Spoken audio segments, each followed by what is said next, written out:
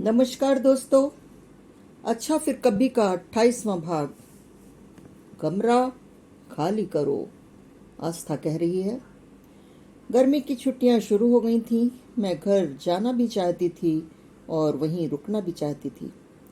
परीक्षा के अंतिम सप्ताह में हमें नोटिस मिल गई थी कि कमरा खाली करो। अब मैं कहाँ जाऊं? यह तो विकट समस्या थी। मेरा अब ज्यादा दिन हॉस्टल में रुकना संभव न था। यदि हम नहीं खाली करते तो खाली करा लिया जाता। इसलिए अब घर तो जाना ही था।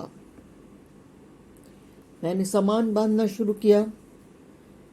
बेडिंग अलग बांधी, कपड़े सूटकेस में रखे, किताबें अलग। मुझे लग रहा था जैसे यह सारा सामान किसी दूसरे का था। मदन और विनीत की चिट्ठियां मैंने अलग रखी। यह मेरा सामान था। मुझे लग रहा था कि यह छूटना नहीं चाहिए। यह मेरी ताकत भी था, क्योंकि हर चिट्ठी कम से कम 100 बार पढ़ी गई थी और वक्त बेवक्त बार बार पढ़ी जाती थी।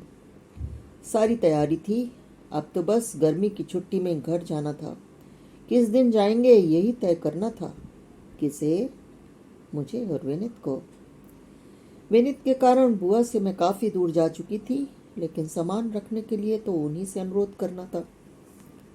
मैं बुआ के पास गई और बुआ ने बिना किसी लाग लपेट के सहज भाव से गरीबा से कहा, आस्था का सामान स्टोर में रखवा देना। महीने 1.5 महीने बाद आएगी तो उठा लेगी। इधर उधर की कुछ बातें करके मैं वापस चली आई। सुबह 5 बजे मेरी बस थी। विनीत को मैं सुबह ही बता दिया था कि गर्मी की छुट्टी में मैं घर जा रही हूँ। मैं बस स्टैंड पर थी। बस में चढ़ी ही थी कि देखा दूसरी ओर से विनीत चला आ रहा। सोचा, अलसाया है और काले रंग का गाउन पहने है। गाउन सिल्क का ही था।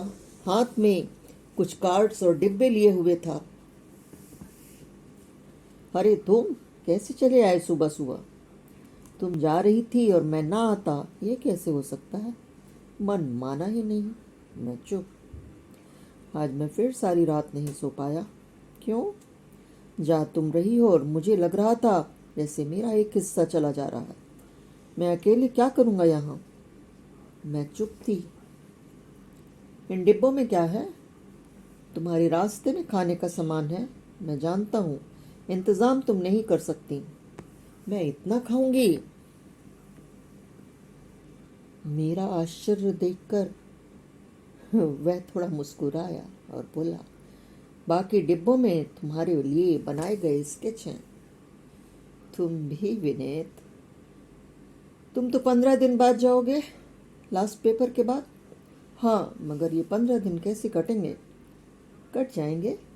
चिट्ठी लिखना, फोन करना, वैसे ही जैसे मेरे कटे थे तुम्हारे बिना। और मैं हंसी।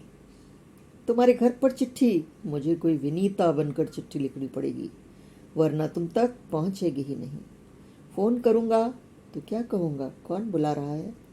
किसी लड़की से करवाऊंगा तो तुम नाराज हो जाएगी। क्या करूं? तुम लिखना ना भाई, देखते हैं क्या कर सकते हैं। बस चल पड़ी। मुझे लग रहा था मेरा सब कुछ पीछे छूट गया है। बड़ी देर तक विनीत हाथ हिलाता रहा, फिर सब पीछे छूट गया। बस आगे चली गई। मेरे पास शेष था मेरा सामान। सामान के नाम चिट्ठियां और उसके स्केच। गर्मी की छुट्टी और घर।